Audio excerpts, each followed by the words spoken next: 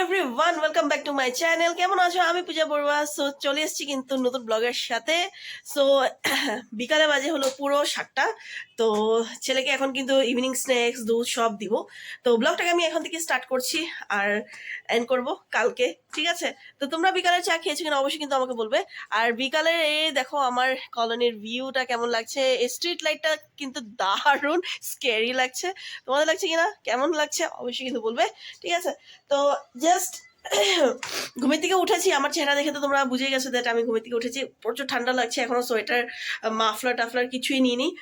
বাস এখন যাব রান্নাঘরে। রান্নাঘরে গিয়ে আমি রেহানের জন্য বানাবো দুধ আর ম্যাগি। রেহান দেখছে হলো শিনশেন, ঠিক আছে? রেহানের আর কোনো কাজ নেই। চলো রান্নাঘরে যাই, গিয়ে রেহানের জন্য ম্যাগিটা বানাচ্ছি, বিকালের টিফিন। আর এই যে আমি তোমাদের পূজা বড়ুয়া। খুব ফার্স্ট টাইম যখন আমি ব্লগিং স্টার্ট করিনি, আমি তখন ভাবতাম কে মানুষে কি করে ক্যামেরার সামনে কথা বলে ব্লগিং করে। সিরিয়াসলি বলছি, যখন থেকে আমি স্টার্ট করেছি ব্লগিং করা, আমার আমি খুব এনজয় করছি ব্যাপারটাকে। আর যতটা আমার লজ্জা ছিল, যা ছিল সবটাই কিন্তু এখন একটুকু নেই। আর মানে আমার একটু শরীর ঠান্ডাতে খারাপ করে না, তার জন্য আমি ব্লগিংটা বন্ধ রাখি।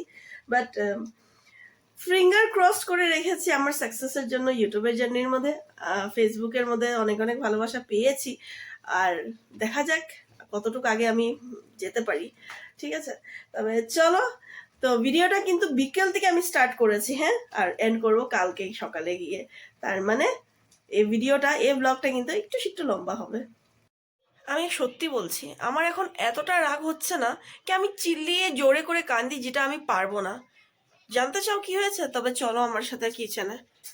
তো আমি ভেবেছি যে আজ আমার কিছু বানাতে হবে না রাতের ডিনারের জন্য, কারণ কি আমি দুপুরবেলা সমস্ত রান্না করে একেবারে মানে সব কিছু রেডি করে রেখেছিলাম, একেবারে দুবেলা রান্না করে। শুধু ভেবেছি কি রাতে ভাতটা করব গরম গরম, আর বাকি খাওয়া দাওয়ারগুলো সে গরম করলে হয়ে যাবে। তো আমার বরের সেটা হয়নি। সে আবার গিয়ে নিয়ে এসছে মাটন, দেখো। আর আমার এতটা রাগ হচ্ছে, মানে বলে আমি বুঝাতে পারবো না। কারণ কি আমার অলরেডি সব রান্না আছে, তারপরেও যদি আমার রান্না করতে হয়, বলো দেখি কার মাথাটা গরম হবে না? আমার মতন তোমাদেরও কি এরকম হয়নি কি? অবশ্যই আমাকে কিন্তু কমেন্টসে বলবে। আমার তো প্রচন্ড রাগ উঠছে যেন, তার উপর দিয়ে আমি কড়াটাকেও কিন্তু রাগের মাথায় কড়াইটাকেও আমি একটা ছোট কড়াই নিয়ে নিয়েছি। এখন আমি আবার বড় কড়াইতে ট্রান্সফার করেছি বাকি সব মাংসগুলো। মাছ আছে, চিকেন আছে, ডাল আছে, চাটনি আছে, ভাজা আছে। বলো কার ভালো লাগে এমন করলে? ঠিক আছে, তাহলে আমি মাটনটা বানাই। কষা কষা করে মাংস বনে কিন্তু একদম রেডি, ধোয়া উঠছে দেখো। খালি এখন গ্যাসটাকে অফ করব আর কিন্তু গরম মশলা ঢেলে দিব। দেখো কেমন হয়েছে দেখতে, অবশ্য বলবে কিন্তু। যারা বিয়ে করো নেই, স্পেশালি মেয়েদের জন্য আমার একটা মেসেজ: নিজের লাইফটাকে কিন্তু করে বরবাদ করো না, যেমনটা করে আমরা করেছি, মানে আমি করেছি পার্সোনালি, আমি কারোর কথা বলছি না। সো এমনটা নিজের লাইফ বরবাদ না করে কিন্তু নিজের এলিজিবল হও, নিজে ইন্ডিপেন্ডেন্ট হও, নিজের মা বাবাকে দেখো। আমি তো এটাই সাজেস্ট করব। কারণ কি বিয়ে করে কিন্তু এই যে ব্যাস এমনটাই হওয়ার আছে। তুমি ভাববে একটা, কিন্তু তোমার সাথে হবে আরেকটা। কাম ধাম একেবারে শেষ করে আমি একদম, আজ তো ভেবেছিলাম কি আমার কোনো রাতের রান্নাই নেই, বাট বিলিভ করো সাডেনলি যে এমন করে চেঞ্জ হয়ে গেছে। আমার রীতিমতো মাংসটা দেখে এতটা রাগ হচ্ছিল কি আমি বলে বোঝাতে পারবো না। কিন্তু কি করব, আর উপায় তো নেই।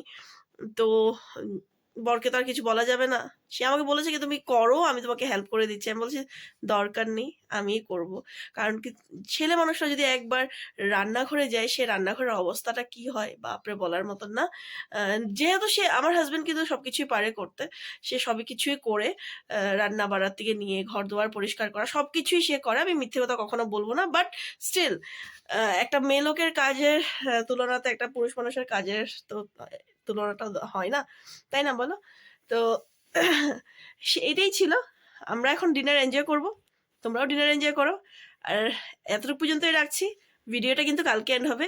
বাই। গুড মর্নিং, কেমন আছো তোমরা? জবরদস্ত ওয়েদারের সাথে কিন্তু আমি চলে এসেছি। কাল রাতে থেকে এই ভিডিওটাকে অন করেছি, এখন পর্যন্ত এন্ড দিব। সো এই যে সকাল সকাল উঠে গেছি, দুধ এসছে, দুধ নিয়ে নিয়েছি। এবার বানাবো হলো আমার জন্য অল্প কফি। এই যে রেহান দেখছে হলো টিভি, রেহানের আর কোনো কাজ নেই তার জন্য। সো চলো, দেখো এত সুন্দর ওয়েদার না, একদম মানে বেশি ঠান্ডা নেই। আর নিয়ে নিয়েছি দুধ, দেখো দুধ, আর এখানে দুধ গরম হচ্ছে, বানাবো আমি কফি আমার জন্য। ঠিক আছে, তবে চলো দেখতে থাকো। তো চা নিয়ে, সরি কফি নিয়ে কিন্তু আমি চলে এসেছি। এই যে আমার কফি, আর এই যে হলো রেহানের দুধ। এই যে রেহানের দুধ, তার মানে বনভিটা। এখানে আছে বিস্কিট। আজকে ব্রেকফাস্ট বানানোর কোনো ঝামেলা নাই, কারণ কি ডেলি ডেলি কি আর ব্রেকফাস্ট, রুটি, ব্রেড, টোস্ট, অমলেট আর ভালো লাগে না।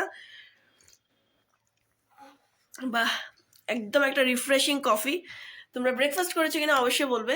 তো ভিডিওটাকে আমি কিন্তু এখন আর বড় করব না, এখানেই এন্ড করব। আসছি আবার নতুন আর একটা ভিডিওর সাথে। Till then stay tuned, by.